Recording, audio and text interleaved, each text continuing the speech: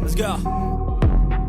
I wake up to a little bit of drool on my pillow, feel like it's gonna be a bad day. I'm tired of shit. Hello friends, welcome back to the channel. I hope everyone has been doing good and is enjoying their weekends. This is Neon Saif here, and today we will be finally discussing the conclusion of Simir versus Dravapala clan.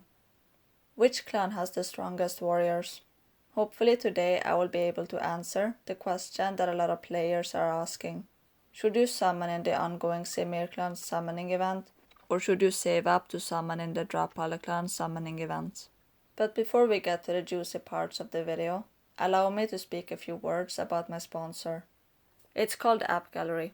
This app store has tons of offers, which includes tons of rewards, discount coupons for in-game purchases, and Huawei points cashback system. They are having a 20% cashback promotion ongoing at the moment for the first purchase, and a 10% cashback promotion for all other purchases. You can see more details about this promotion on the screen. So, download Bloodline using AppGallery today. And you can not only keep your previous account as long as it's linked to Huawei ID or Facebook, but you can also enjoy a free €5 worth of welcome coupon. Now, I think I should introduce everyone to the stars of this video. The first competitor is the male Simir from the Simir clan. I will call him Simba through the remaining of the video, and his challenger will be female Dravapala, who will be known as Naga throughout the rest of this video. By the way, if you want to know why these two are the competitors today and not their siblings, feel free to check out the last two videos that I have uploaded prior to this video. I will start with Simba as a sign of respect. So, anyways, long story short, let's look at his pros, which includes how he's a decent debuffer. His passive skill looks very solid. Now, only time will tell how his passive will age through time. And he does a lot of damage from his active and ultimate skills. Not to mention, both his active skill and ult can do damage to multiple targets. In my opinion, he is kinda tanky as well, which can certainly help considering he will often find himself alone in the back ranks of the enemy. And finally, as for his last pros, I will mention that he offers good overall CC. As for his cons, he might get stranded in the back row alone due to how his active skill works. And because of that, cons number 2 occurs, which is that we can't just put him in our typical team comp and expect him to do good, unless you want him to go YOLO per round. These are the only pros and cons of Simba that I know of. If you think I forgot to mention something important, feel free to let me know in the comment section below. So by keeping these pros and cons in mind, if I had to put him in some kind of ranking in a tier list, I would say that Simba is a solid B tier, but has the potential to be maybe become A tier with a decent amount of vigor invested into him. Now it is time to talk about the pros and cons of Miss Naga.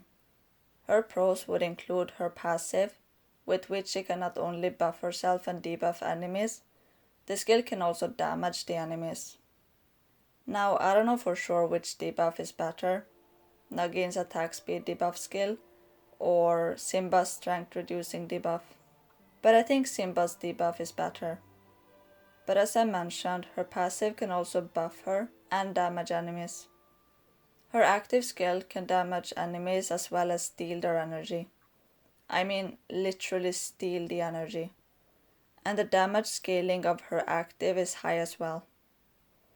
And depending on how many targets her serpent can jump onto, Naga's active may soon become a broken skill. And finally, it seems like her ultimate will do a ton of damage and it does have a little CC and debuffing abilities. But what caught my eye is her ability to self-buff herself to increase her strength. And finally, it seems like her ultimate will do a ton of damage and it does have a little CC and debuffing abilities. Now, even though she has so many good pros, we must not forget to take a look at her cons. First of all, her ult is a single target skill. Now, skill targets isn't always a bad thing, but in my opinion, multi-target skills are better than single-target skills in PvP battles.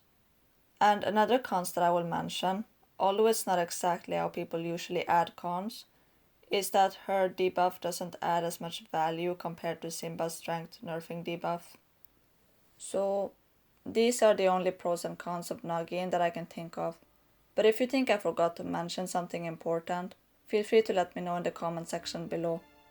And now, by keeping these pros and cons in my mind, I would say that Miss Nagin will be a solid A tier with the potential to maybe become S tier. Although if it turns out that her active skill makes the serpent actually jump on all the enemies, then she's a S tier. Maybe even standing with hand in hand next to female Divala.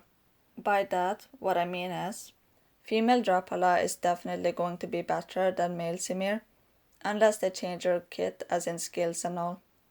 So if you are looking for a good warrior but do not have the stones to summon on both events, I would suggest you to save those stones and use them on Dravapala instead. Although if you just want a good warrior who doesn't need to be a meta, I would say that you can feel free to summon for the male Simir, as he isn't a bad champion either. With that, I will end the video. Thanks once again for watching. Do not forget to like and subscribe if you liked my content. And do let me know if you are planning on summoning for Simir or if you will save up and summon for the Naga champions. See you all again later. Take care. Adios. Bye.